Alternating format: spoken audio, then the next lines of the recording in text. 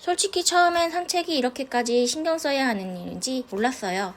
그냥 뽀미 목줄 채우고 나가서 걷고 뛰고 놀면 되는 줄 알았거든요. 그런데 어느 날 뽀미랑 산책하다가 진짜 식은땀을 흘린 적이 있었어요. 그 일이 있고 나서야 깨달았죠. 강아지 산책은 단순히 걷는 게 아니라 반려견의 생명과 안전을 책임지는 일이라는 걸.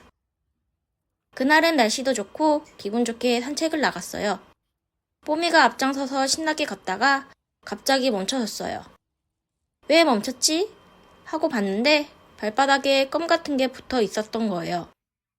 그런데 문제는 그게 그냥 껌이 아니라 근처에서 작업하던 도로 아스팔트 잔여물과 같은 화학물질이 묻어 있던 거예요. 뽀미가 발을 핥으려고 해서 급하게 안고 돌아왔고 동물병원까지 뛰어갔어요. 동물병원에 가서 다행히 별일이 없다고 들었지만 그때 너무 놀라서 며칠간 산책을 나가지 못했어요. 그때 깨달았죠. 강아지 산책은 그냥 리드줄만 잡고 나가는 게 아니라는 걸. 강아지 산책의 위험 요소. 그때부터 산책을 나가기 전에 이런저런 걸 다시 생각하게 되더라고요. 예를 들어 산책하는 길을 그냥 정하지 않고 먼저 그 길에 위험한 게 없는지 살펴보는 거예요. 사람들이 아무렇지 않게 지나가는 길이라도 거기에 유리 조각이나 독성 화학물질들이 있을 수도 있고 심지어 누군가 뿌려놓은 음식물 쓰레기가 있을 수도 있잖아요. 강아지들은 코가 예민하고 호기심도 많아서 금방 냄새를 맡고 핥아버리니까요. 그리고 목줄이나 하네스도요. 한 번은 뽀미가 산책 중에 하네스가 헐거워져서 갑자기 빠져나온 적이 있거든요. 그때 진짜 심장이 철렁했어요. 그래서 그 이후로는 산책 전에 하네스가 잘 맞는지 단단히 채워졌는지 꼭 확인해요. 산책 중 흔히 겪는 상황들. 산책 중에 가장 흔한 건 역시 갑작스러운 소리에 놀라는 거예요. 갑자기 오토바이가 지나가거나 큰 소리가 나면 뽀미가 깜짝 놀라서 도망가려고 하더라고요. 그럴 땐 리드줄을 짧게 잡고 괜찮아 뽀미야 하고 진정시켜주면서 자리를 벗어나야 해요. 그리고 길가에 버려진 음식물, 특히 뼈 같은 걸 뽀미가 주워 먹으려 했던 적이 있었어요. 그때 저는 재빨리 손을 뻗어 입에서 빼냈는데 그게 닭뼈였거든요. 정말 순간적으로 심장이 멎는 줄 알았어요. 강아지에게는 그런 작은 뼈 조각도 치명적일 수 있잖아요.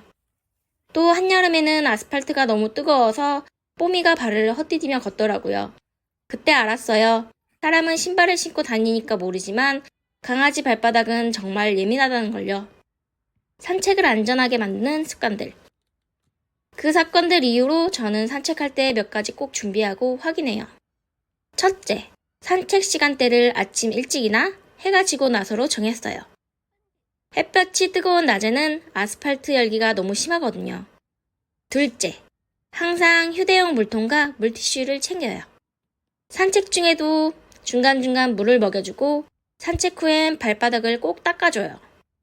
셋째, 리드줄을 짧게 잡고 다니면서 뽀미의 움직임을 관찰해요. 혹시 놀라거나 위험한 걸 발견하면 바로 반응할 수 있게요. 그리고 넷째, 산책 중 잠깐 쉴 수 있는 벤치나 나무 그늘 같은 장소를 미리 찾아두기도 해요. 뽀미가 산책하다가 지칠 때 잠깐 쉬어가면 훨씬 즐겁게 다닐 수 있더라고요. 다시 느낀 산책의 의미. 예전엔 그냥 귀엽고 운동도 될 겸 산책을 나갔다면 지금은 뽀미의 건강과 안전을 위해 산책 준비부터 마무리까지 신경 쓰게 됐어요. 산책이 단순히 걷는 게 아니라 뽀미의 삶과 직결된 중요한 시간이라는 걸 깨달았어요. 혹시 여러분도 저처럼 강아지 산책을 단순히 걷기라고만 생각하셨나요? 오늘부터는 강아지의 입장에서 그 아이의 안전을 먼저 생각하는 산책을 해보면 어떨까요? 영상이 도움되셨다면 좋아요와 구독, 그리고 댓글로 여러분의 산책 팁도 공유해주세요. 우리 모두 소중한 반려견과 더 행복하고 안전한 산책을 만들어요.